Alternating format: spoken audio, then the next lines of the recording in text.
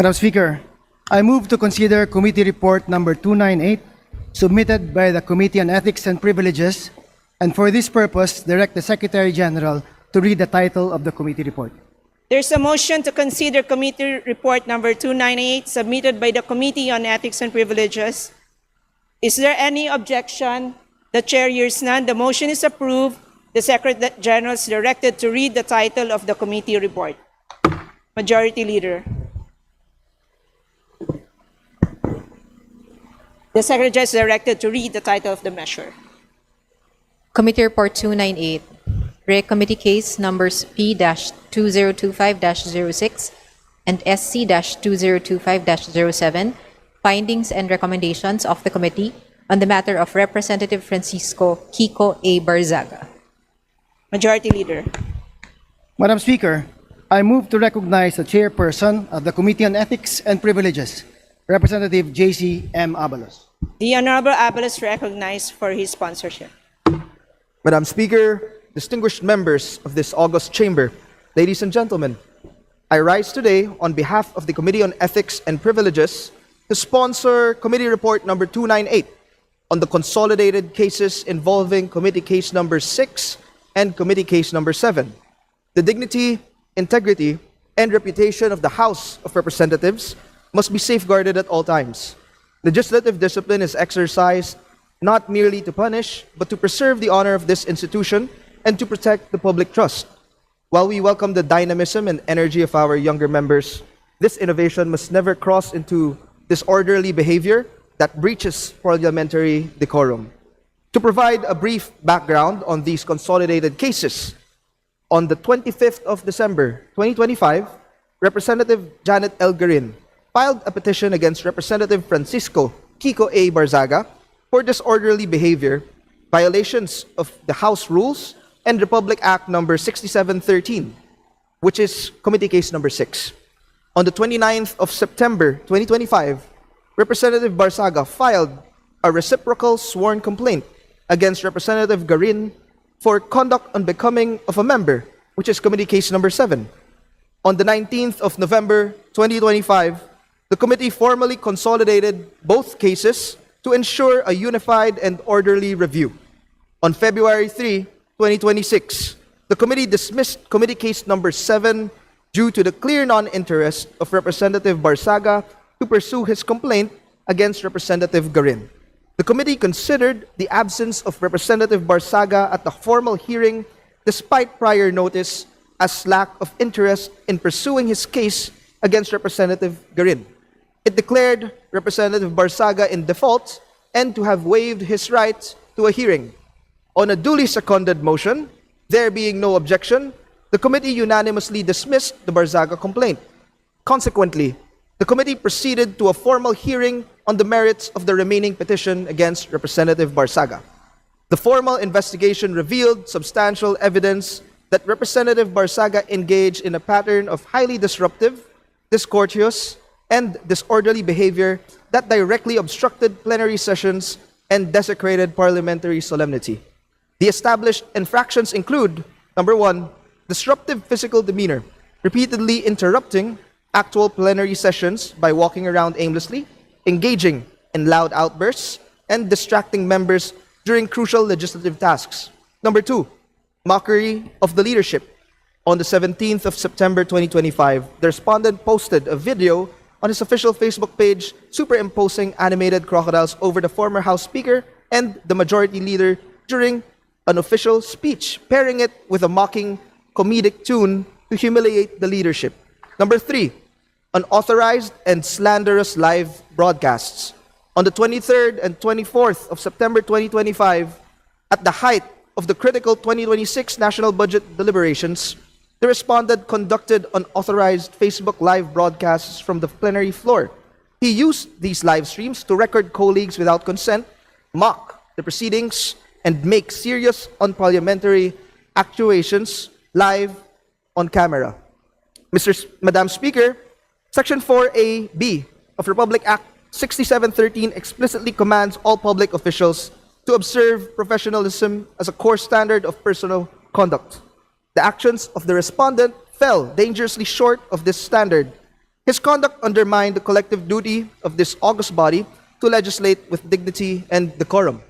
After an exhaustive, fair, and objective evaluation of the case, the committee finds Respondent Representative Francisco Kiko A. Barsaga of the 4th District of Cavite to have committed disorderly behavior and demonstrated conduct unbecoming of a member of the House of Representatives by violating Section 141A and B, Rule 20 of the House Rules, and Section 4AB of Republic Act 6713, with the representative having meted with 60-day suspensions in 2 instances. The committee considers that another penalty of suspension will not likely deter the improper behavior which continuously reflects negatively on the image of the House of Representatives. Therefore, the committee approves to recommend the imposition of the most severe penalty of expulsion from office upon Representative Kiko Barsaga, pursuant to Section 16, Paragraph 3, Article 6 of the Constitution, Section 142, Rule 20 of the Rules of the House of Representatives, and Section 52B5, Rule 9 of the Committee Rules. Madam Speaker, let this report serve as a firm reminder that while opinions may differ and expressions may vary, the sanctity of the legislative process and respect for the Filipino people we represent must remain absolute. I urge my distinguished colleagues to approve this committee report. Maraming salamat po, Madam Speaker. Majority Leader.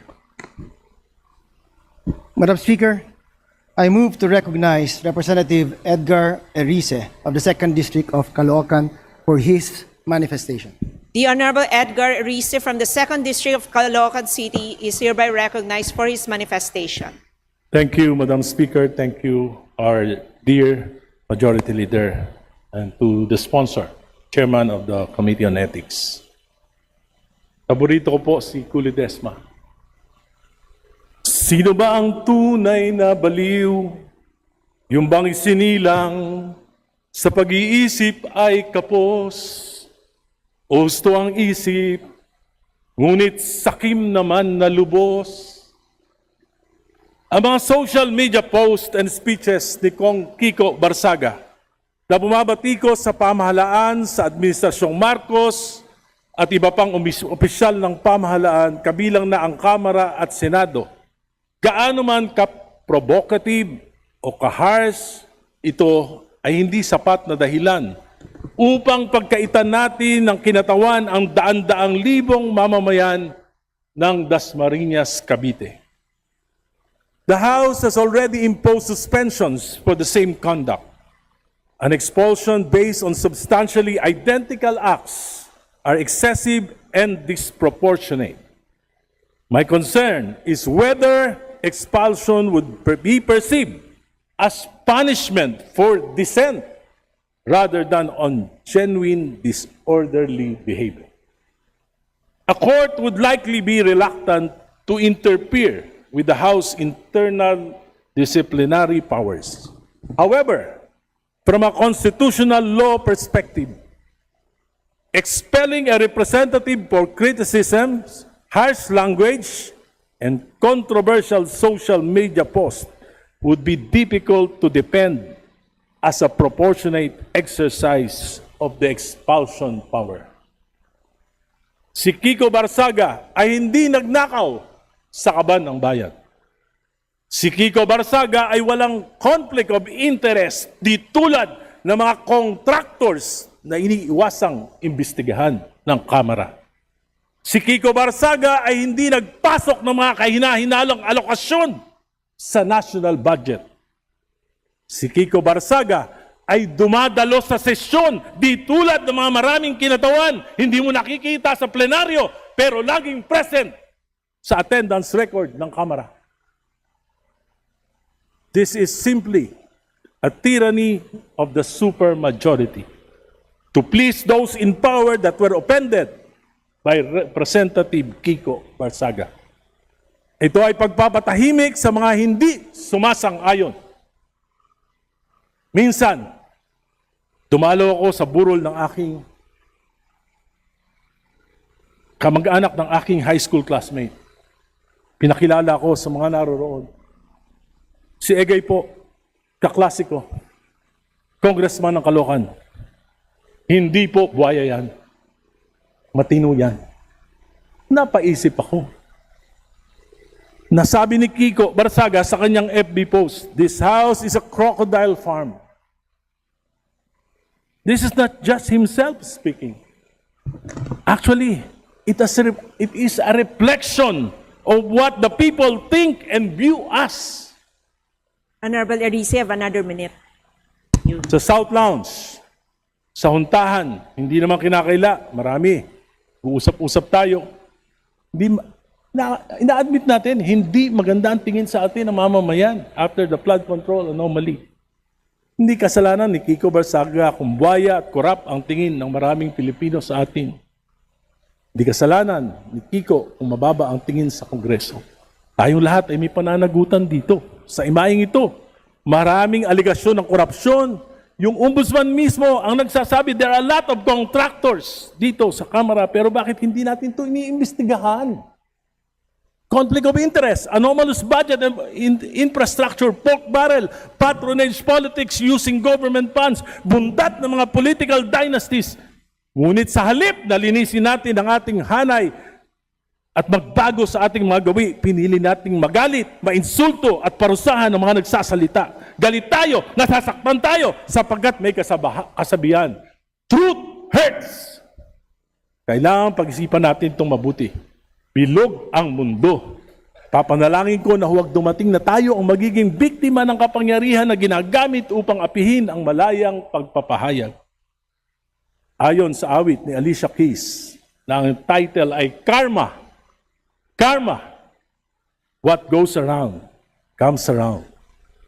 What goes up, must come down. Mga ate, kuya, tatay, nanay, lolo o lola ni Kiko dito sa Kamara. Ang bata, kung nagkakamali, alam ko, hindi gaanong normal yung mga gawi ni Kiko dito sa Kamara. Pero minsan, yung bata, nakakatuwa. Pero yung mga matatanda na ayaw magbago, dapat, paalalahanin natin, dapat habang tumatanda tayo dito sa Kamara, tumitino rin tayo. Salamat po. Majority Leader. Madam Speaker, I move to recognize Representative Rolando Valeriano of the 2nd District of Manila for his manifestation. The Honorable Rolando M. Valeriano from the 2nd District of Manila is recognized for his manifestation. You have 3 minutes. Thank you. Madam Speaker, honorable colleagues. Mabigat na akbang ang pagpapatalsik sa isang miyembro ng House of Representatives. Kaya dapat malinaw ang dahilan at matibay ang batayan. Bilang miyembro ng National Unity Party, tumitindig ako upang suportahan ang pasya ng House Committee on Ethics and Privileges sa pagpapatalsik kay Cavite 4th District Representative Francisco Kiko A. Barsaga mula sa House of Representatives.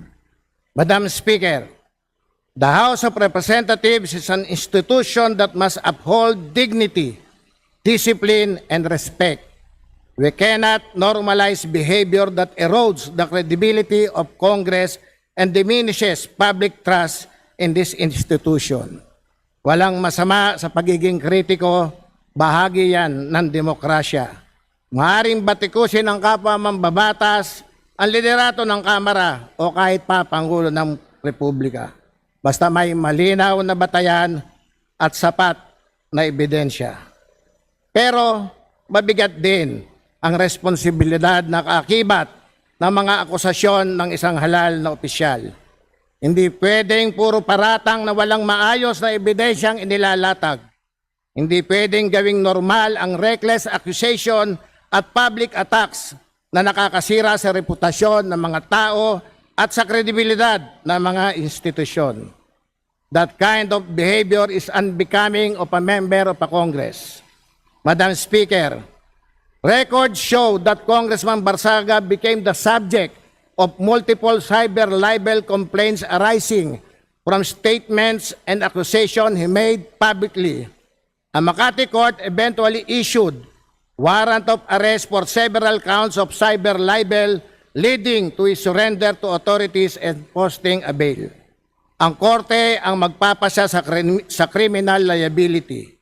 Iginagalang natin ang due process, pero may hiwalay ding obligasyon ang House of Representatives na tiyakin na ang asal ng mga miyembro nito ay naaayon sa dignidad at standards na inaasahan ng taong bayan. This issue is also about public service. Kapag ang mababatas ay nauubos ang oras at enerhiya na walang tigil sa kontrobersya, ang pinakanalulugi rito ay tayong taong bayan. Sayang ang oras ng Kongreso, sayang ang tiwala ng publiko, sayang ang pondong inilaan para sa taong bayan.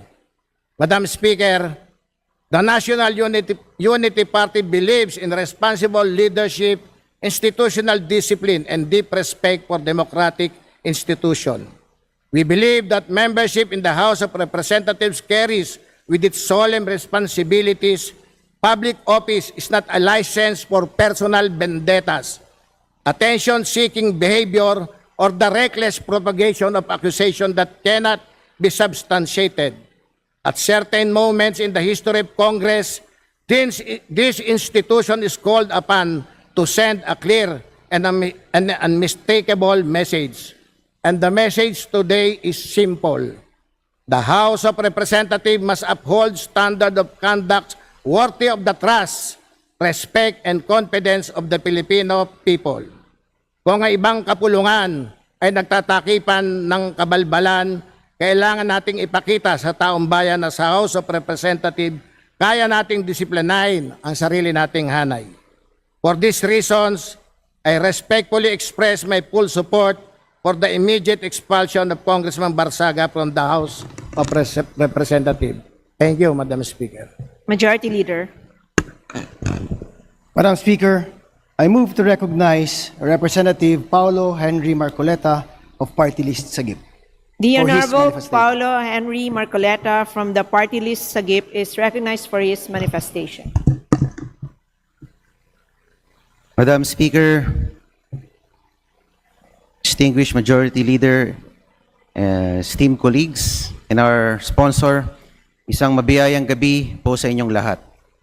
I have said this before and I will say it again. You cannot enhance the image of the House by silencing your critics. What the House needs is genuine institutional reform.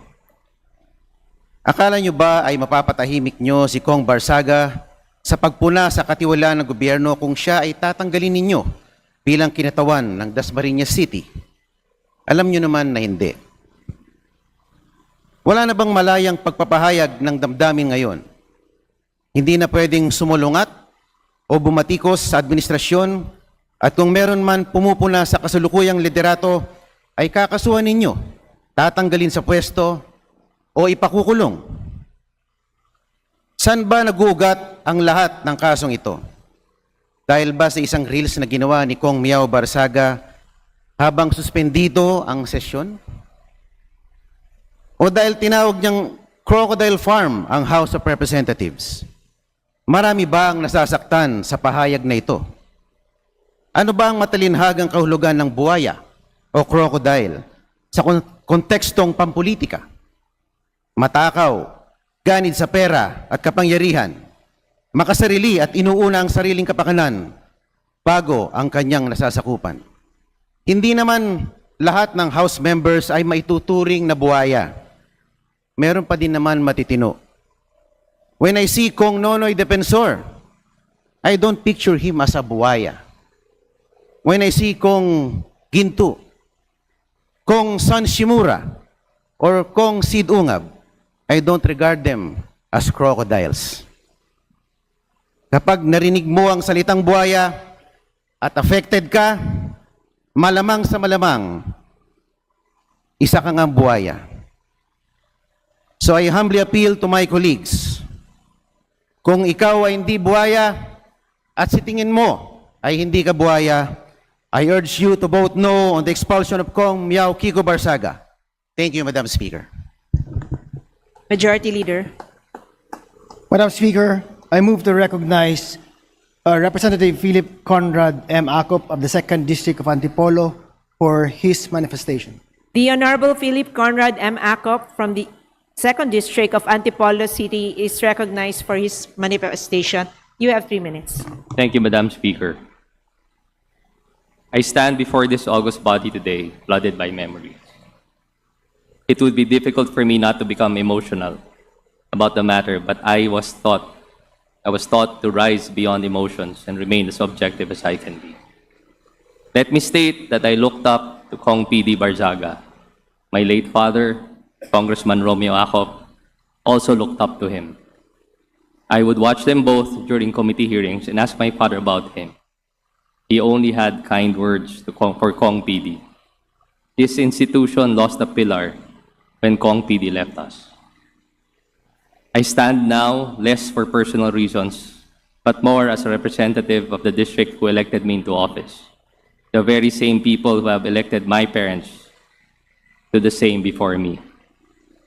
I stand at this precise moment not just as a member of my family, but also as a member of the House of Representatives. I stand now echoing one of the most stated lines of my father, that with authority comes accountability. When my father died in December, our family faced both sympathy and criticism, some coming from a member of this very institution who falsely claimed that my father has left a legacy of greed and corruption, that he was hated by the very people he swore to serve, and that his death was rejoiced, and that his demise would serve as a lesson to all other congressmen. I remained silent amidst these scathing statements, praying that it would simply die down, not because it was true, but because I knew the truth. In laying our father to rest, I opted to thank those who criticized and even celebrated in his passing, stating that such would fuel our family to live and lead according to how our parents raised us. Today, with great conviction, I state to Kong Kiko Barzaga that your legacy of ineptitude, irresponsibility, and disrespect would indeed serve as a lesson to the entire Filipino people and to your colleagues in the House of Representatives that we deserve competent leaders. The House of Representatives is not a playground where whims trump the work that we are tasked to do. The mandate of a people must never be taken for granted, much more taken less that it be sacrificed for a few seconds in the spotlight. This institution must never tolerate ineptitude, irresponsibility, and disrespect. In the end, we must hold ourselves to the highest of standards if we are to become true representatives of the people, a legacy we must all aspire to leave behind. Thank you. Majority Leader. Madam Speaker, I move to recognize Representative Isidro Ungab of the 3rd District of Davao City for his manifestation. The Honorable Isidro Ungab is recognized for his manifestation. You have 3 minutes. Thank you, Madam Speaker. The report recommends the gravest sanction within our power, expulsion. So I ask this chamber to pause and ask the only constitutional question that matters, not whether his conduct offended us, much of it did, not whether he was discourteous or reckless. He may well have been. The question is whether expulsion is commensurate with what he actually did. Madam Speaker, this House did not look far for the standard it has already set within its own hands. In 2024, in the 19th Congress, former Speaker Pantaleon Alvarez faced the gravest species of legislative misconduct imaginable short of treason, publicly urging the armed forces and the Philippine National Police to withdraw their support from the Commander-in-Chief, a conduct the Department of Justice was investigating as inciting to sedition. The Committee on Ethics, by unanimous vote, recommended a 60-day suspension. And yet, this plenary deliberately downgraded that penalty to mere censure, a formal reprimand on the express finding that suspension was disproportionate to the nature and context of his misconduct, the statements being emotional expressions rather than intentional calls for harm. In that act, my colleagues, this House articulated upon its own record a binding principle that the penalty must be proportioned to the true gravity and context of the offense. Measured against that benchmark, the sanction now before us is starkly inverted. Our colleagues' offense consisted of incendiary and defamatory posts, conduct unbecoming, speech-based misconduct that, however distasteful, falls well below the incitement of the military to abandon their commander-in-chief.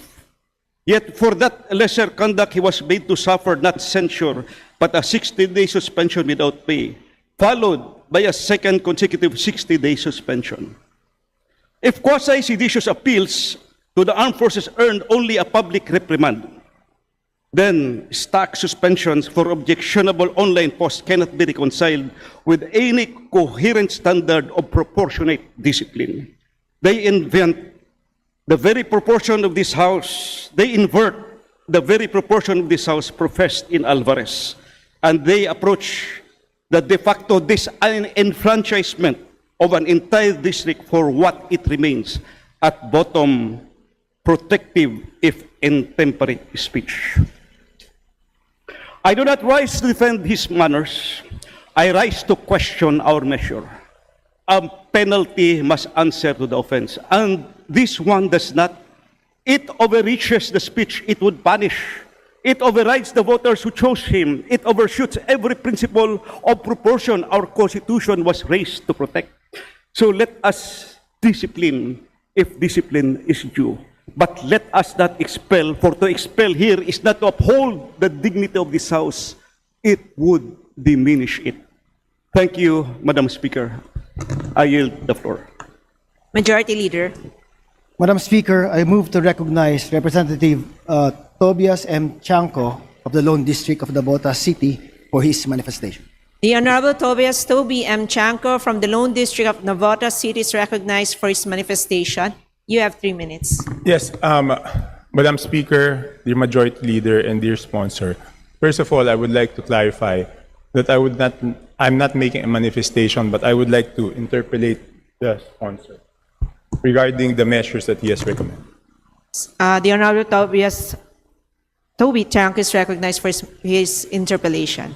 Before I entertain the query of the Honorable Tobias Chanco, Madam Speaker, I would like to remind the body that tonight we are deliberating a committee report pursuant to a unique constitutional power that was given to Congress, which is the power to discipline our own ranks. This is not an ordinary piece of legislation. It is actually a quasi-judicial proceeding. That being said, Madam Speaker, I would like to hear what would the queries of the Honorable Chanco be. First of all, Madam Speaker, precisely that is the point. This is not an ordinary legislation. Hindi nga kami, kung hindi kami membro ng Committee on Ethics, hindi nga kami pwede magtanong doon. So kung hindi pa rin kami pwede magtanong dito sa plenaryo, ibig sabihin, hindi nasasagutin ng sponsor yung dahilan kung bakit kailangan isuspindi. Dapat hindi pa pwedeng manifestation lang to. Dapat sagutin nila at patunayan nakatumbas ng pagkakasala ni Kong Kiko yung ipapataw nila na parusa. Madam Speaker, kung ang ordinaryong batas ginagawa natin, pinapayagan natin tanungin doon sa period of sponsorship. Ito ay period of sponsorship, so bakit hindi pa pwedeng tanungin? Hindi nga kami nakapagtanong doon sa Committee on Ethics dahil hindi kami membro. Madam Speaker, and with the indulgence of Representative Toby Chanco, nakalagay po mismo sa committee rules ng Committee on Ethics na maski ang non-member, maaari niyang malaman at maaari rin siyang makilahok as long as merong written request na ibinigay sa amin. As a matter of fact, Madam Speaker, there was even an instance wherein independent members of this Congress were able to join the deliberations of the Committee on Ethics even without the consent. I would like to express, Madam Speaker, my willingness to answer some questions from Representative Toby Chanco. Pero tulad nga nasabi ko kanina, isa po itong quasi-judicial proceeding. Nakalagay po mismo sa rules ng Committee on Ethics and Privileges na suppletory po ang rules of court. Parang husgado po, parang hukuman po ang naging ginampanan na role ng Committee on Ethics. Kaya po kami merong deliberation ngayon na binabasa at sinusponsoran sa floor. Kaya po tayo nagkakaroon ng pagkakataon na makapag-manifest ang ating mga miyembro para mag-guide po tayo kung paano po tayo boboto. At sa pagkakataong ito, nais ko pong malaman kung ano po ang katanungan ni Representative Chanco dahil hindi ko naman po pinipigilan ang maski sinong miyembro na mag-raise ng question before the Committee on Ethics. Madam Speaker, tama po, pwede nga po kami mag-attend ng Committee on Ethics, dumalo po ako, pero hindi kami pwede magtanong doon. Pwede lang kami mag-manifest. Ngayon, parang wag na lang natin pagtalunan kung bakit gusto muna malaman yung tanong ko bago sagutin. Let us just rule on it. Pwede ba magtanong o hindi? Ayoko Madam naman Speaker, nung magtatanong ako. I yield to questions from Representative Toby Chanco. Okay, so number 1 po.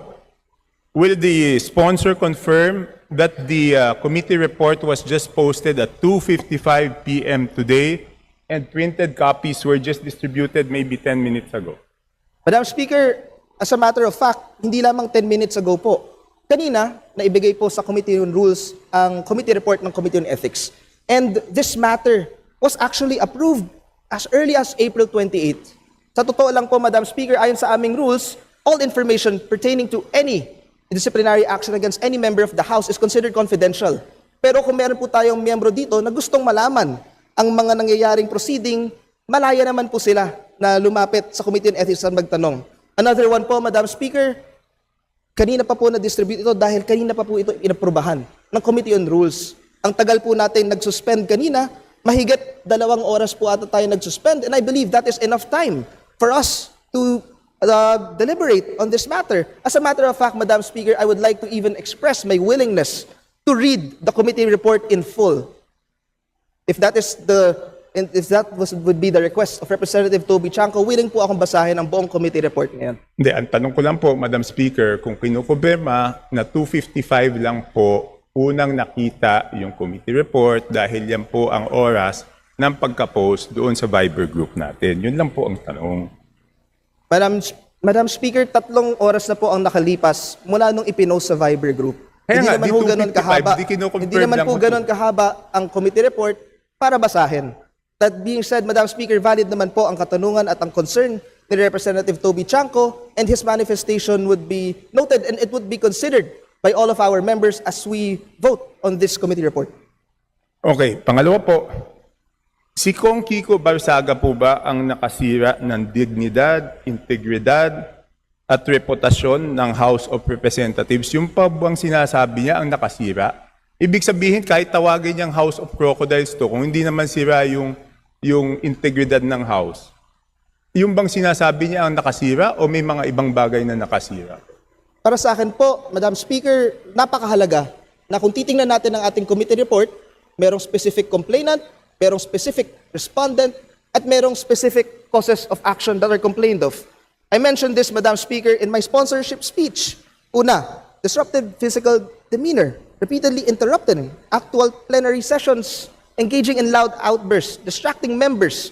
2, mockery of leadership, yung pag-superimpose ng animated crocodiles over members, unauthorized and slanderous live broadcast. Kung tututukan ko po ng telepono sa harapan ng mukha mo, ito po ay pinadiringgan po namin sa Committee on Ethics at ito po ang naging pasya ng aming mga miyembro na patawan po ng expulsion ang ating respondent. It should also be noted, Madam Speaker, that it doesn't happen very often in this August chamber na meron tayong miyembro na haharap sa multiple ethics complaint.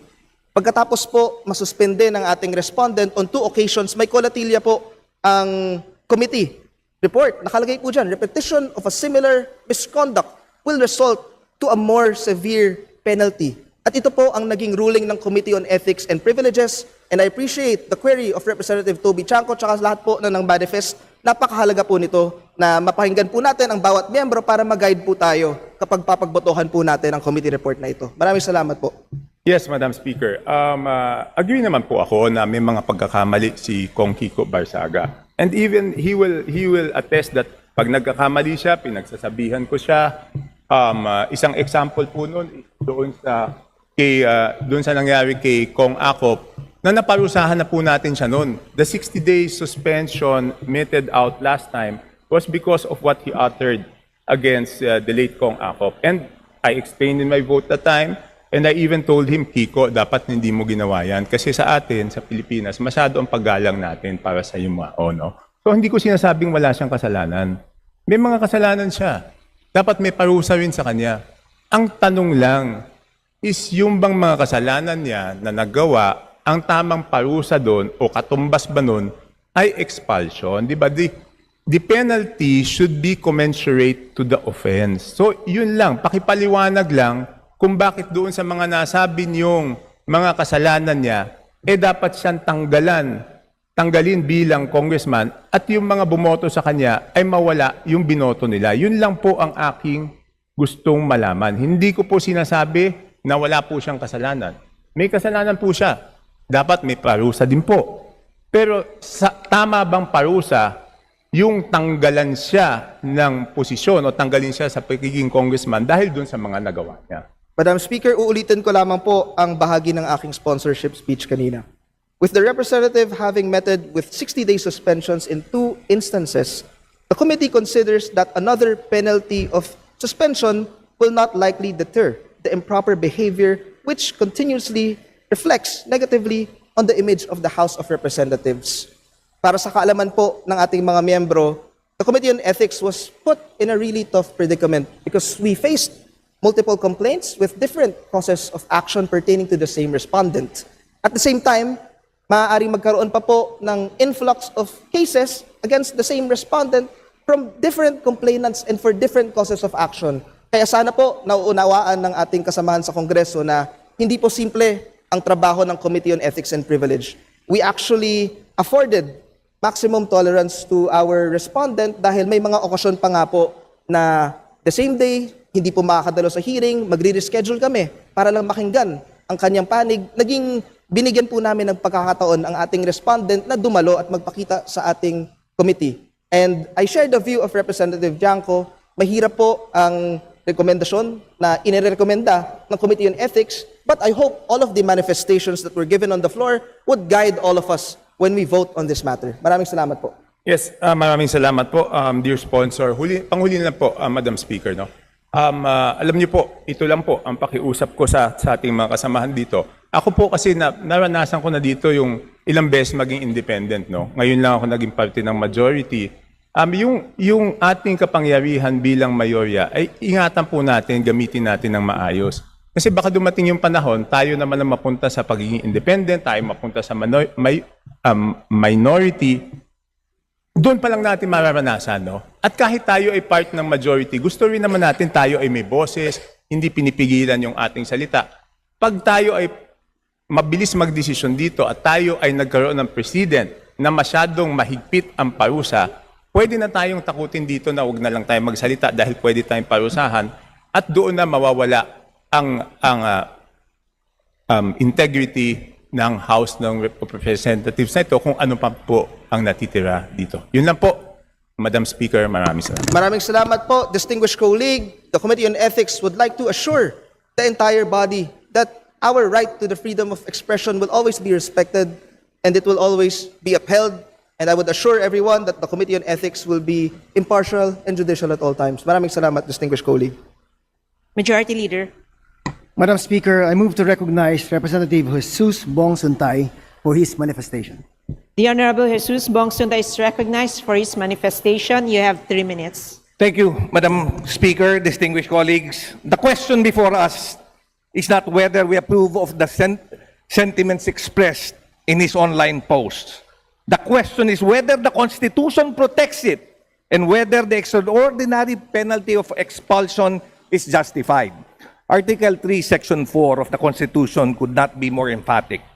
No law shall be passed abridging the freedom of speech, of expression, and of the press.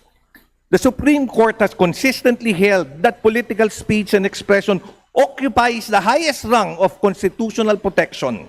Such protection extends not only to speech that is agreeable, but also to speech that is controversial, provocative, offensive, and even inflammatory.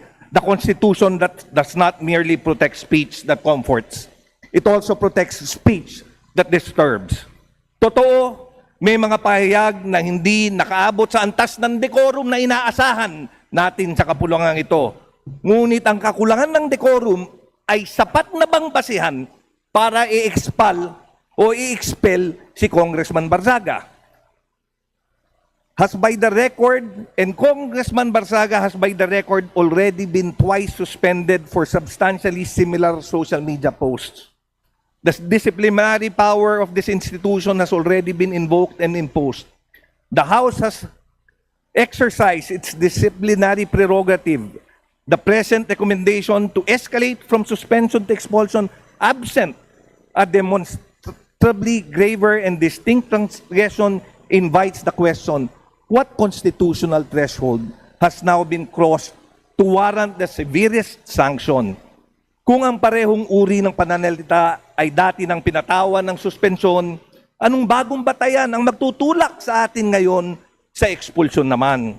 What is now being proposed is not another measure of correction, but the most severe available sanction to this chamber. And this brings us to the principle even more fundamental than the rights of the member, the right of the people. A congressman is not appointed by this House. He is elected by the sovereign will of his constituents. The authority he carries is not ours to bestow, and therefore, it should not be ours to withdraw lightly. Kapag tayo ay nag-expel ng isang miyembro, hindi lamang isang tao ang ating pinarurusahan.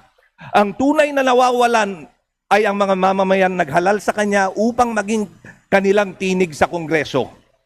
We remove not merely a seat, we remove a representation. We diminish not merely an individual mandate, we diminish the electoral choice of thousands of citizens who entrusted him with that mandate. We silence not merely a member, we silence a district. For that reason, expulsion must remain a remedy of last resort, reserved for the conduct fundamentally that destroys the integrity of the institution itself. Expulsion is a constitutional event with direct implications on democratic representation.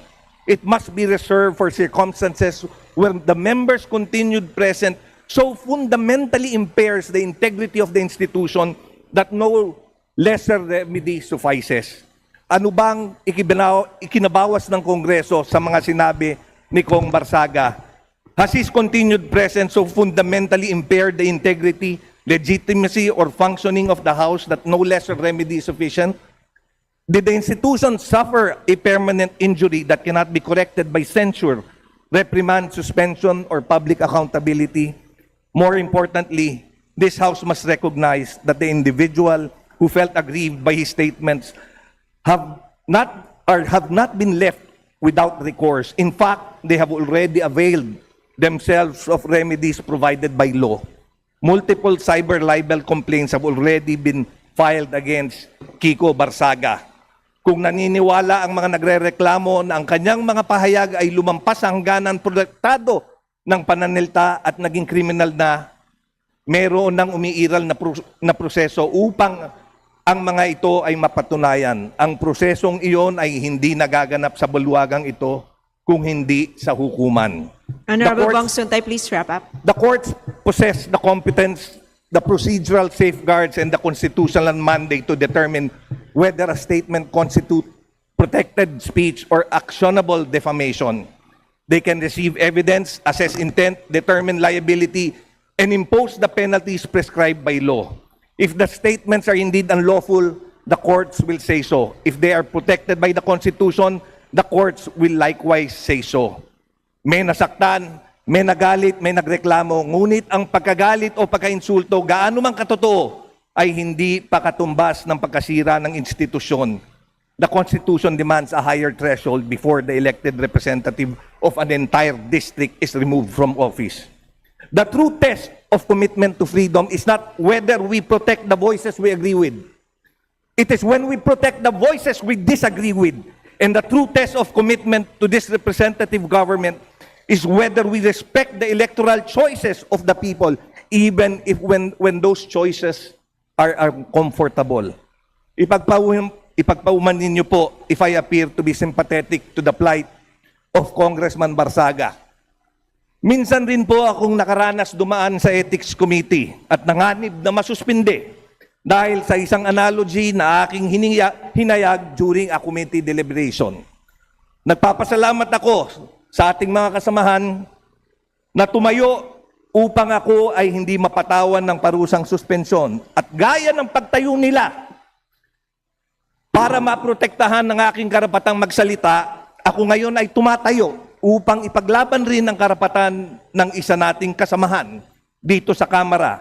Hindi lamang para magsalita, ngunit para may pagpatuloy magsilbing boses ng kanyang distrito. Kagaya ng sinulat ni Evelyn Beatrice Hall, I may not agree with what you say, but I will defend to the death your right to say it. Thank you very much, Madam Speaker. Majority Leader. Madam Speaker, I move to recognize Representative Jose Pepito Alvarez of the 2nd District of Palawan for his manifestation. The Honorable Jose Pepito Alvarez recognized for his manifestation. Good evening, Madam Speaker, distinguished colleagues, mga kaibigan. I rise today para po suportahan yung findings ng Ethics Committee na tuluyan ng paalisin yan si Miao Miao dito sa Kamara. Bakit po? Habang inuusisa natin yung nangyari sa dalawang outages sa Luzon, pinatawag natin yung NGPC, Department of Energy, and para kung anong pwede natin gawin upang mapagbuti ang serbisyo ng NGPC. Ito si Kiko Barzaga, nag-post sa isang post niya noong May 15, minumura lahat ng congressmen, mga putang inang mga congressmen. Pero hindi putang ina, Madam Congressman, Madam Speaker. Pusang ina. Hindi pa nakontento sa flood control, ninanakaw pa yung ating kuryente, kaya mahal ang kuryente. Itong administrasyong ito, ang ulo ng pananakaw ng kuryente. Nandito po yan sa cellphone ko, hindi ko lang may flash dyan. So, yung ganyang klaseng, gusto ba ninyo na manatili yung animal na yan dito? Animal in the sense na pusa daw siya. Hindi yung animal na animal siya. Hindi. Hindi ba pusa ka? O, ayun. Kita mo?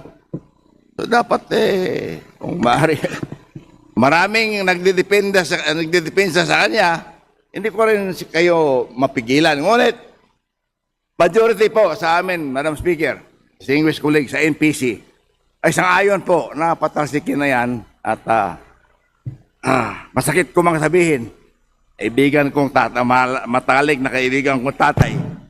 Kasama ko sa Natres, habang wala siya, ako nagpe-preside sa Natres. Nung linapitan ako niyan, minsan, binigyan ko ng kunting payo, ngunit mahirap talaga payuan ang animal. Hayop pusa. Paano payuan yung pusa? And kayong lahat dito, tinatawag na pusang ina. Ano kung gusto niyo, nasa cellphone ko yan. Oh, May 15. Post ni pusang inang Barzaga. So, wala akong magawa. I have to endorse. Dalawang GCA po sa kongresong ito nag-i-endorso na i-expel na yan. GCA ako, GCA din yan si Abalos. So, pasensya ka na, Kiko. Ikaw ay pusang ina mo rin. Kung ganyan man lang ang tawag mo sa amin, pasensyahan mo na. At kung gusto mo, may galit ka sa akin, may galit ka kay Chair Abalos, sabihin mo lang sa amin, anytime. Di ba? Para at least, huwag na tayo dito maggirian. Pero huwag mong palabasin na lahat ng congressman, nilagyan mo pa ng buhaya yung post mo, na ang lahat ng congressman ay sinusuportahan. Majority Leader. What is the point of order? Bakit po? Yes, I'm raising a point of order here and a point of propriety. Oh, Let's propriety. not get too harsh here. I'm just quoting Let's his not words. get too harsh here. Madam The Speaker, use of the Majority words, Leader. animal, the use of the words. May we ask for a minute Pusang suspension? ina. Session suspended.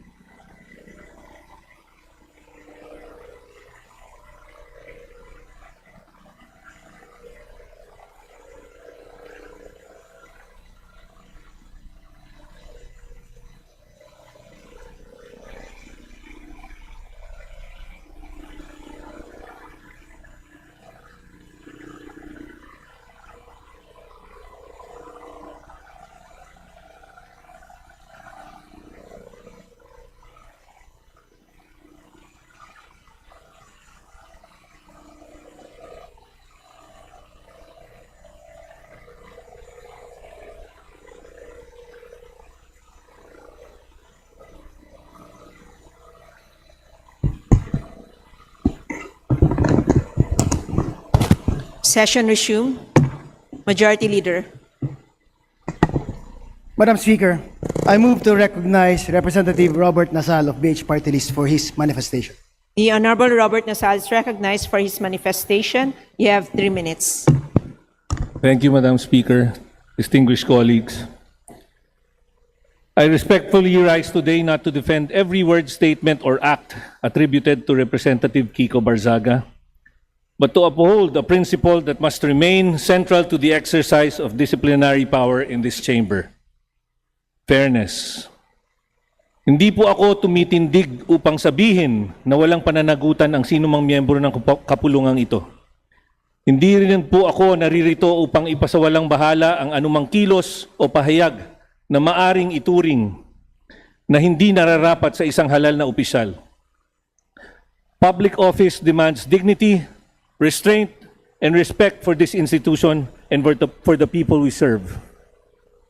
Ngunit, ang mahalagang tanong sa harap natin ngayon ay ito: ang parusa ba ay naaayon sa bigat na ginawa? Is the penalty being proposed commensurate to the act complained of? Mr. Speaker, expulsion is the gravest penalty of this House. This House can impose upon one of its members.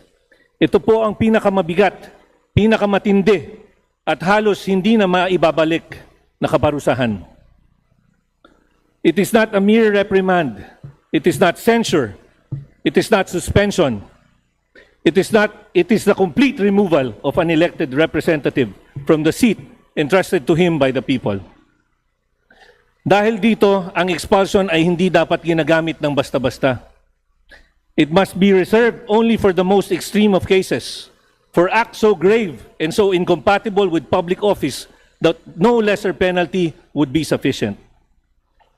In this case, Mr. Speaker, Madam Speaker, while there may be matters that deserve scrutiny, criticism, or even sanction, I respectfully submit that expulsion is not commensurate to the act complained of.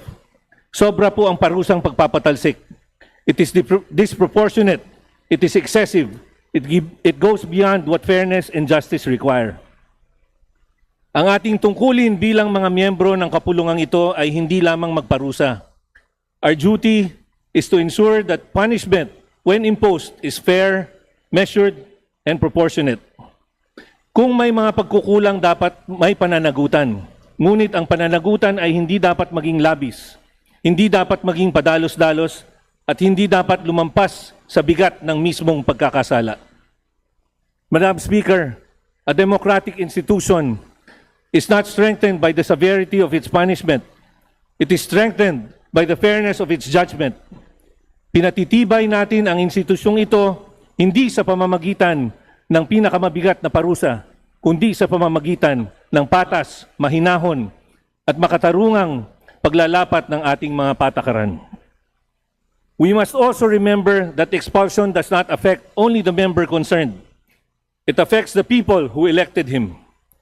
Ang pagpapatalsik sa isang kinatawan ay hindi lamang usapin ng disiplina laban sa isang tao. Ito ay may direktang epekto sa mga mamamayang nagbigay sa kanya ng mandato. When we expel a member, we also deprive his constituents of the representative they chose through the ballot. The people of his district exercise their democratic right. Sila ang pumili, sila ang nagtiwala, sila ang nagbigay ng mandato. For this House to overturn that mandate through expulsion, the reason must be compelling, unmistakable, and of the highest order. Sa kasong ito, may seryosong usapin, ngunit hindi umaabot sa antas ng pagwawalang bisa sa pasya ng mga botante. Madam Speaker, fairness also requires consistency. Hindi maaring ang pamantayan natin ngayon ay mas mabigat kaysa sa pamantayang ginamit natin noon sa ibang mga kaso. This chamber has previously dealt with allegations of improper or disorderly conduct without resorting to expulsion. Honorable Nasal, please wrap up. In the case of former Speaker Pantaleon Alvarez, the House addressed allegations of disorderly behavior and statements considered injurious to the dignity of the institution. Gayunman, ang naging kaparusahan natin ay censure, hindi expulsion. The House then recognized that discipline must be proportionate to the act.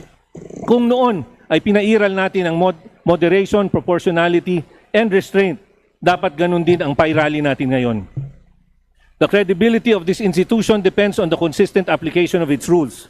Kapag ang parusa ay pabago-bago, depende sa tao, panahon o politika, nawawala ang tiwala sa proseso. Madam Speaker, this manifestation is not about defending misconduct. It is about defending fairness. Hindi ito pagtatanggol sa anumang pagkakamali. Ito ay paninindigan ng anumang parusa ay dapat tama, makatarungan at naayon sa bigat ng ginawa. There are other available sanctions if this House finds the discipline is warranted. May reprimand, may censure, may suspension.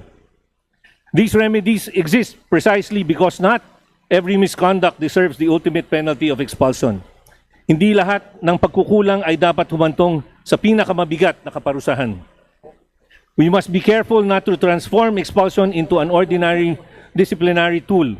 Dapat nating ingatan na ang expulsion ay hindi maging karaniwang sandata sa mga alitan, hindi pagkakasundo o matinding batikos. If we impose the harshest penalty where a lesser sanction would suffice, we set a precedent that may one day be used against any member of this House. Today, the matter involves Representative Kiko Barzaga. Bukas, maaring ibang miyembro na naman. That is why our standard must not be emotion, it must not be pressure, it must not be politics, our standard must be fairness. Madam Speaker, Let this chamber show that it can discipline without being excessive. Let us show that we can hold members accountable without disregarding proportionality. Ipakita natin na kaya ng kapulungang ito na magpatupad ng pananagutan nang hindi isinasakripisyo ang katarungan. For these reasons, I respectfully manifest that the proposed penalty of expulsion is not commensurate to the acts complained of. It is too severe, it is too disproportionate, at hindi ito ang makatarungang tugon sa pangyayaring nasa harap natin. Let fairness prevail.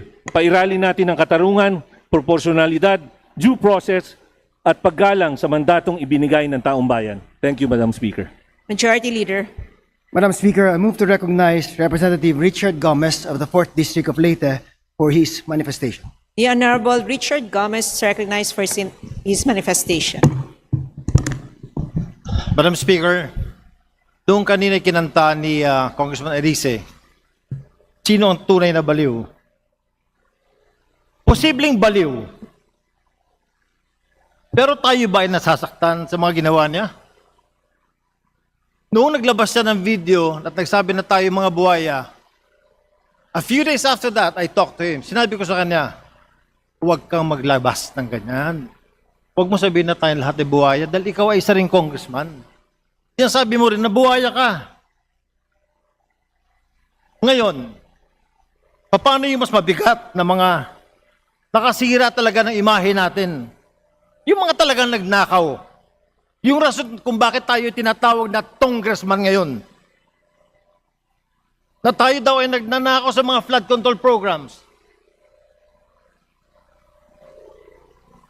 Yung bang mga baseless accusations kung bakit tayo ay sinasabing merong maleta na binigyan ng 20 million pesos.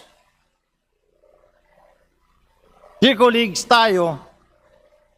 si Kiko ay binoto ng mga taga Cavite sa distrito niya.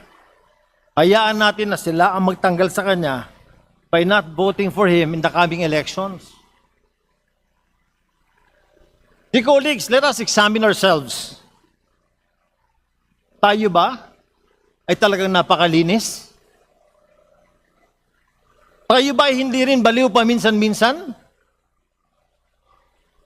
Meron din naman tayong mga colleagues dito na gumagamit ng social media. Kung ano-ano sinasabi sa atin. Minumura rin tayo paminsan-minsan. Diba? Discipline him. Reprimand him. Suspend him as much as you want. But for us to take him out, let us not put this action of expulsion in our own hands. Let the people of Cavite in his district decide for him and not us for these reasons. Majority Leader. Madam Speaker, I move to adopt the findings and recommendations contained in Committee Report number 298 and pursuant to our rules, direct the Secretary General to read the title of the committee report and thereafter call the roll of members for nominal voting. There is a Parliamentary motion. inquiry, Madam Speaker. Majority Leader. What is May we know how many votes is needed to expel our colleague?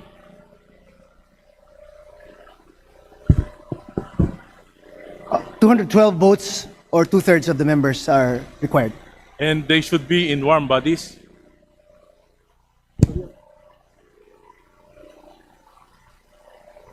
Move to suspend, Madam Chair. Session suspended.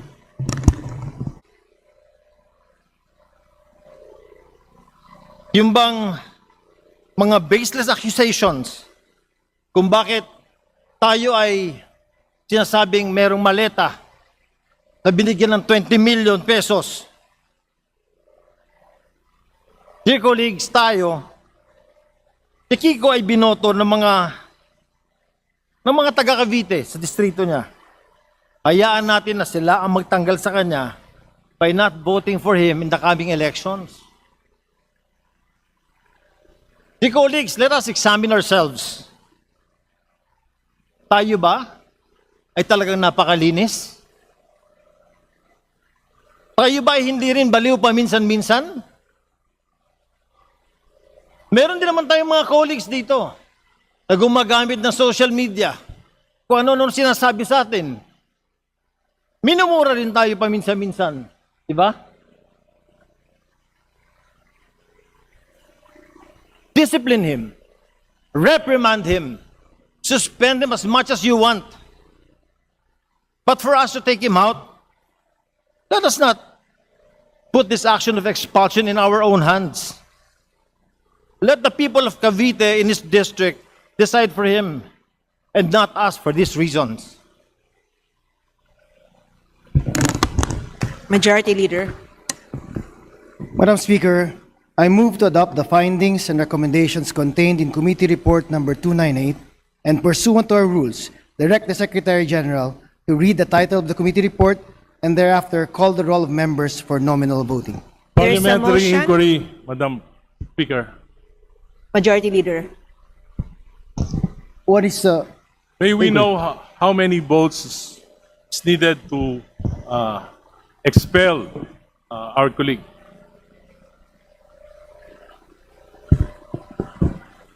uh, 212 votes or two-thirds of the members are required? And they should be in warm bodies?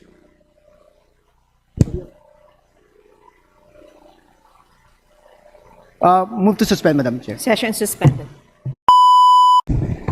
Session resumed. Majority Leader. Yes, Madam Chair. Warm bodies and the roll will be called, Madam Chair. Madam Chair, may I request for a roll call so that we may know? Because I've been counting the representatives here and ang bilang ko lang po 160. And kung two-thirds po, 212 ang kailangan po natin para pakaboto. Kaya po, at gusto ko rin po sana hilingin during the roll call, to be fair to Congressman Kiko Barzaga, baka po pwedeng mag-watcher po. May watcher dun sa... Majority Leader. Madam Chair, I would just like to reiterate that the motion is for the Secretary General to call the roll of members for nominal voting. There's a motion to adopt the findings and recommendations contained in Committee Report number 298. Is there any objection? The chair hears none. The motion is approved. The Secretary General is hereby directed to call the roll of members for nominal voting. Madam Chair, I have a... Please proceed, Secretary General. Madam Chair, may we know... May we have a... To be fair, to be fair to Congressman Kiko Barzaga, we are all and only 160 here. So we The need... Secretary General is Findings and directed recommendations to of the committee on the matter of continue with the Representative nominal Kiko voting. Barzaga. Representative there. I'm volunteering myself. Roll call of members. Madam Chair, it started already. We cannot interrupt Abalos. it. We must proceed. Abante. Secretary, please proceed. Abalos. Abante. Asidre. Acop. Costa. Adyong. Advincula. Agrao. Agyao. Alano. Alba. Albano. Almario Chino Miguel. Almario Dennis. Almonte. Alvarez Jose. Alvarez Mercedes. Amante. Amatong. Ang. Angara. Angeles. Aquino. Aquino Magsaysay. Arbison Munir. Arbison Munir Jr. Arenas. Arrogancia. Asistio. Ataide. Aumentado. Ayon. Bagao. Balindong. Baños Nograles. Bangkoro. Barba. Barbers. Baronda. Barzaga. Bascug. Bautista Claude. Bautista Johan Monich. Bautista Lim. Beltran. Benitez Alfredo. Benitez Javier Miguel. Bernos Ching. Bernos JB. Biron. Bocobo. Bolilia. Bondok. Riones. Bulot Begtang. Cagas. Calderon. Calixto. Kawagdan. Cari. Castro. Caiton. Celeste. Sendanya. Ceniza. Chan Jan Franz Norbert Joselito Almario. Chan Junard. Chua. Chuatay. Chungalao. Ho. Popular. Juanco Jaime Eduardo Mark. Juanco Mark. Colliantes. Corvera.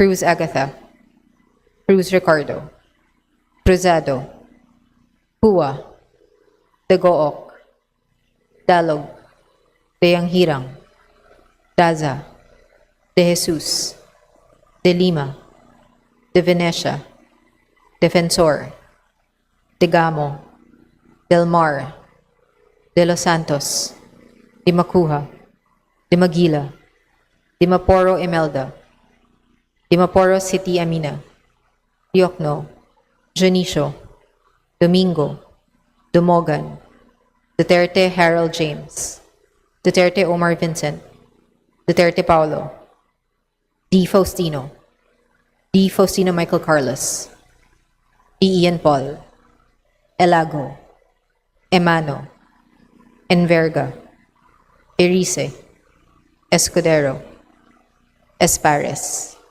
Espina, Estrella, Ferrer Antonio, Ferrer Jeffrey, Flores, Cortez, Frasco, Fresnedi, Puentebella, Galang, Galeos, Garbin, Garcia Albert, Garcia Dante, Garcia Jose Arturo, Garcia Karen Hope, Garcia Maria Angela, Gordiola, Garin, Gatchalian, Gato, Glepa, Go, Gomez, Gonzalez Alexandria, Gonzalez Eliza Micaela, Gonzalez Christopher Sheen, Gonzalez Roy, Goriseta, Guico, Gintu, Julias, Gutierrez, Hernandez Cherise Ann,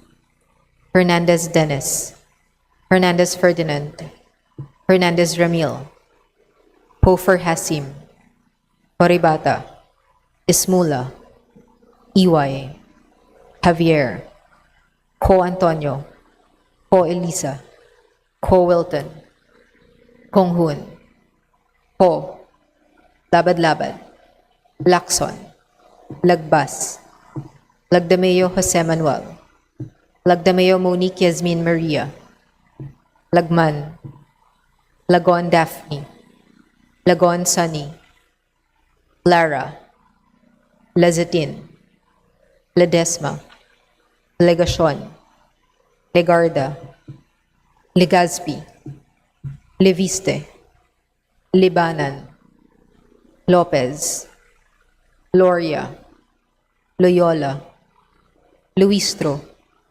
Lumayag, Macapagal Arroyo, Makasait, Maceda, Madrona, Malapitan, Mangudadatu, Manikiz, Marañon, Marcoleta, Marcos, Marquez. Madam Speaker, Sagi Party List votes no, and I intend to explain my vote later after the voting. Thank you. Yes, you may. Mastura, Matibag, Matugas, Mendoza, Mercado, Mercado Revilla, Miraflores, Momo, Montes, Nava, Nazal, Nisay, Nolasco, Oamenal Henry, Oamenal Sancho Fernando, Olivares, Ong Chuan, Ordanes, Oreta, Ortega, Uwano Dizon, Padiernos, Panaligan, Pancho, Panotes, Pascual, Perez, Pimentel, Plaza, Plato, Poe, Primicias Agabas, Pumarin, Puno, Kimbo, Rama, Recto, Regencia, Remulia, Revilla Brian, Revilla Ramon Jolo, Redon, Rivera, Robes, Rodriguez Eulogio, Rodriguez Maximo, Rodriguez Rufus, Roman, Romualdez Andrew Julian, Romualdez Ferdinand Martin, Romualdez Yeda Marie, Romualdo, Romulo, Roque, Sagarbaria, Sakaluran, Salceda, Sally, Salvacion, Salvador, Salvame, San Fernando. Madam Speaker, the Manggagawa Party List votes no, and we intend to explain our vote after the roll Yes, call. you may. Thank you. Santos Maria Alana Samantha, Santos Mark Anthony, Shimura, Singson Richelle, Singson Ronald, Singson Mihan, Solon, Soriano, Suwan, Swansing Bella Vanessa, Swansing Micaela Angela, Suarez, Suntay, Talyado, Tan Eman, Tan Joseph. Madam Chair, Yes. yes, I vote no kasi hindi hinintay yung sagot ko. Baka ma-yes nyo dyan. Tan Keith Micah, Tan Reynolds Michael, Tan Samir, Tan Stephen James, Tan Chai, Tan Watko, Tariela, Teodoro, Tering, Teves, Tiangco, Tieng, Madam Speaker, I vote no and I'll explain my vote later. Thank you. Yes, you may. Please proceed. Tino,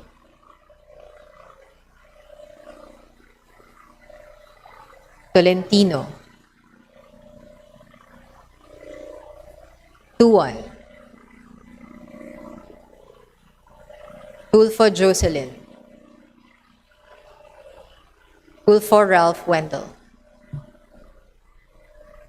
Tupas, Tutor, E, Umali, Ungam,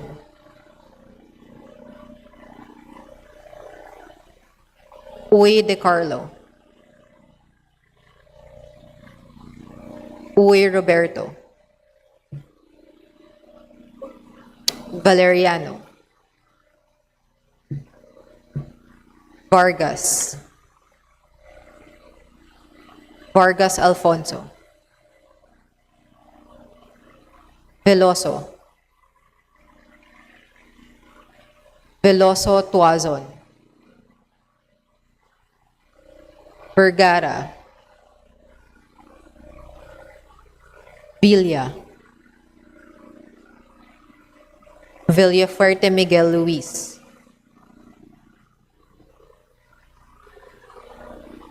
Villafuerte Vincenzo Renato Luigi, Villanueva,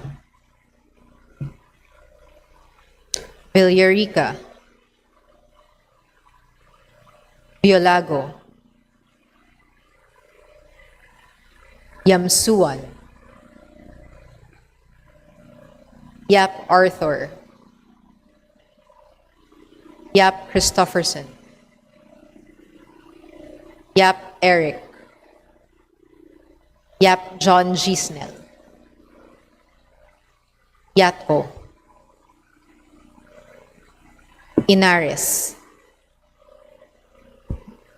Yu Jazel Victoria, Yu Joseph Kim, Yulo,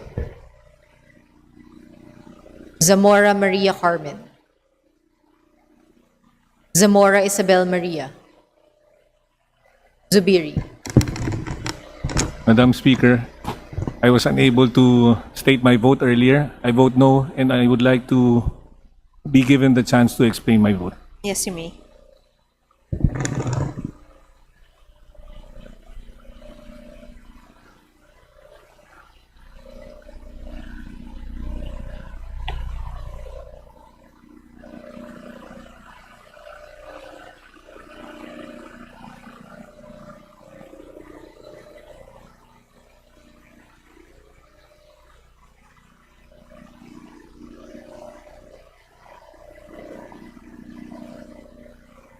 Second call in consideration of Committee Report 298.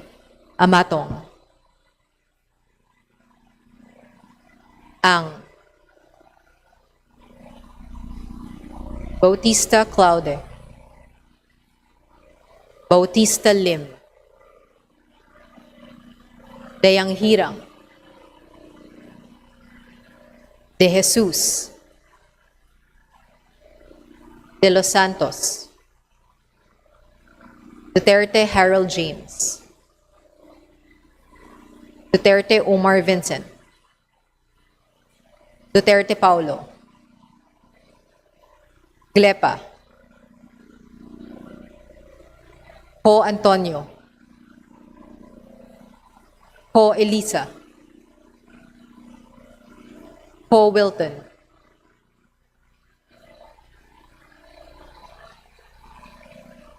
Makasaet. Mercado. Mercado Revilla. Revilla Brian. Revilla Ramon Jolo. Ridon. Sally. Tan Reynolds Michael. Tan Samir. Tan Stephen James. Uy Roberto. Yap Arthur.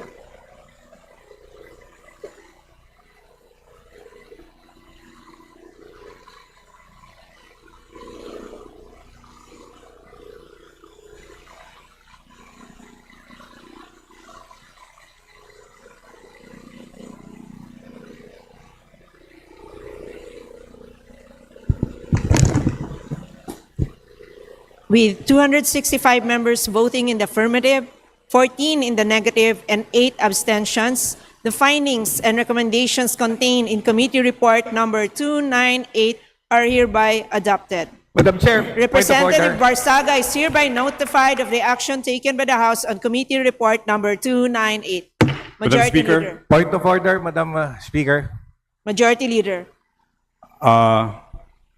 I move to recognize Representative Marcelino C. Libanan, Minority Floor Leader. Madam Speaker, Mr. Majority Floor Leader, a point of Majority order is Leader. the second highest Majority Leader. Motion to suspend. Session motion. suspended. So, Session resumed. Majority Leader. Madam Speaker, may we recognize Representative Jesus Bong Sintay for his vote explanation.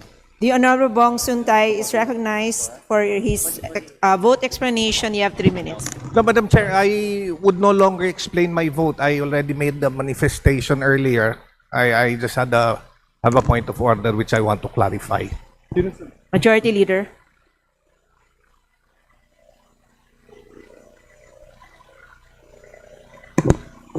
Madam Speaker, may we recognize Representative Tobias Toby Tiangco from the Lone District of Navotas City. So moved, Madam Speaker. The Honorable Tobias Tobit M. Chanco is recognized. You have 3 minutes. Madam Speaker, dear colleagues, I voted no not because I'm defending Kong Kiko Barsaga. No? Tulad ng sinabi ko, mga kasalanan siya na dapat natin bigyan ng penalty o dapat natin parusahan. Ngunit ang tingin ko, yung parusang ibinigay natin na pagtanggal sa kanya dito sa kanyang bilang congressman ay masyadong sobra doon sa ginawa niyang mga pagkukulang. No? Pangalawa po, hindi lang po siya yung tinanggal natin, tinanggalan po natin na representante ang mga bumoto sa kanya. No? Pangatlo po, yung sinasabi natin na sinisira yung imahe ng House, hindi naman po siya yung nakakasira. Ang nakasira po talaga sa imahe ng House, bago pa man siya magsalita, bago pa man siya mag-vlog, talagang yung corruption issue dito ng ilang miyembro tungkol doon sa pagbebenta ng budget. No? So nakakalungkot lang na si Kiko ay tinanggal natin, pero yung ibang alam natin na gumawa ng corruption dito ay hindi man lang natin mabanggit. At panghuli po, yung kanyang mga ginawang kasalanan na ang basihan ay social media, may para naman po para siya ay mapanagot at siya ay makasuhan ng cyber libel.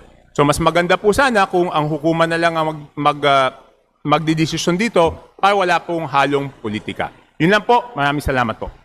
Majority Leader. Madam Speaker, I move to recognize Representative Paulo Henry M. Marcoleta from Party List Sagip. The So Honorable Paulo Henry Marcoleta is recognized. You have 3 minutes.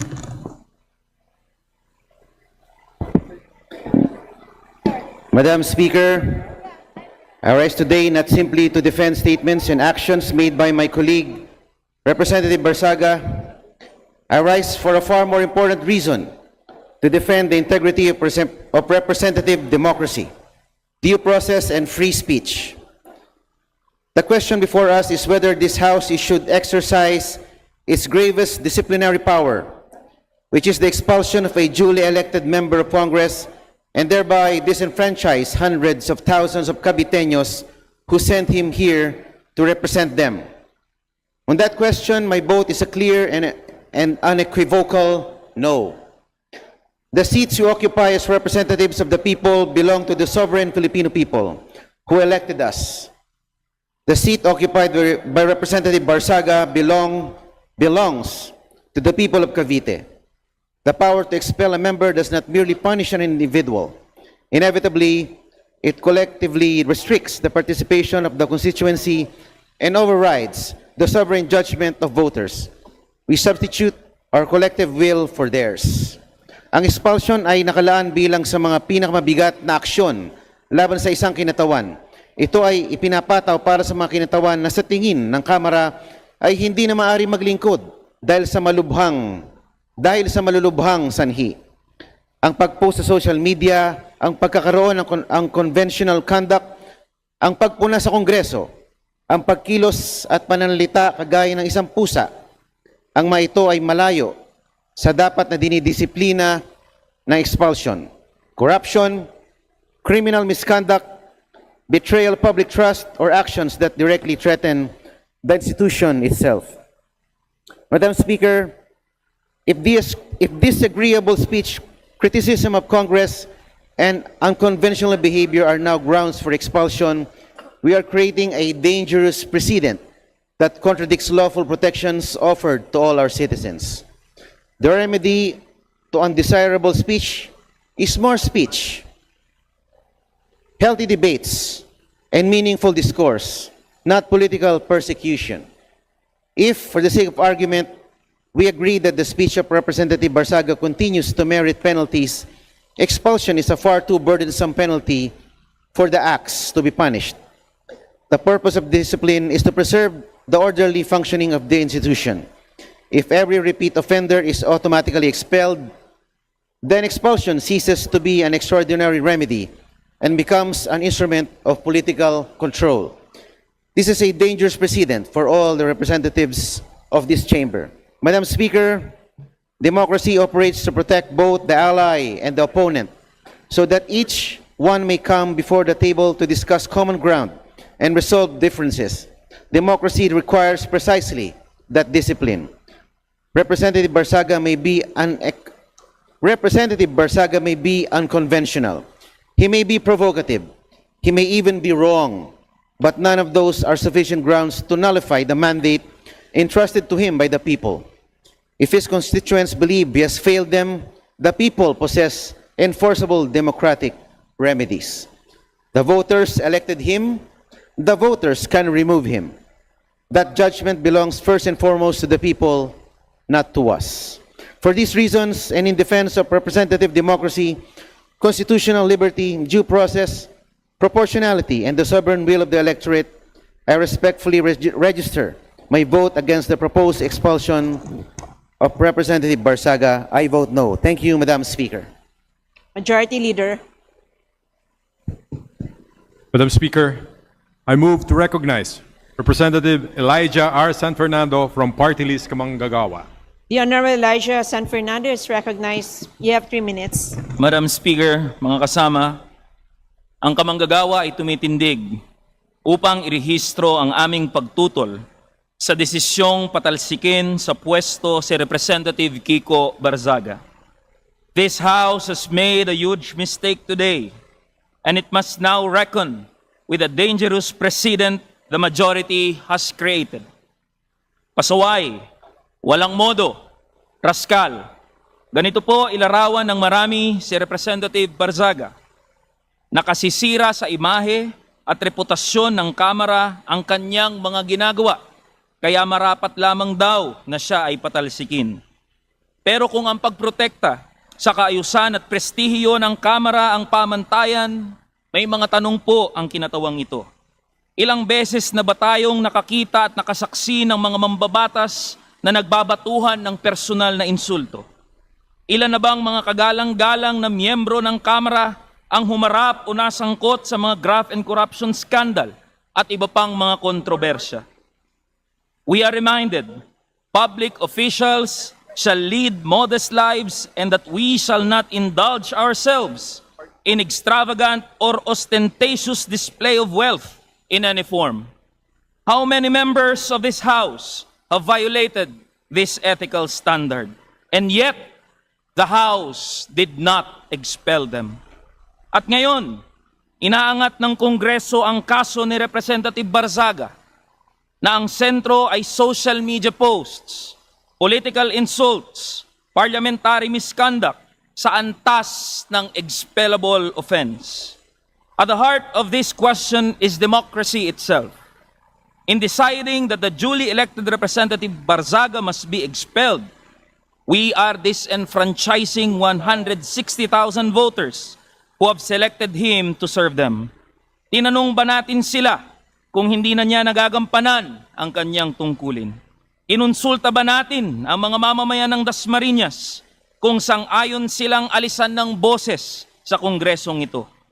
Hindi ba malinaw sa mga kapwa mambabatas na nakikita ng mga manggagawa at ordinaryong Pilipino ang ating pagmamadaling sipain si Representative Kiko habang pinapalampas naman natin ang kagimbal-gimbal na problema ng korupsyon. Let us be clear, ang usapin na ito ay hindi kung tama o mali si Representative Barzaga.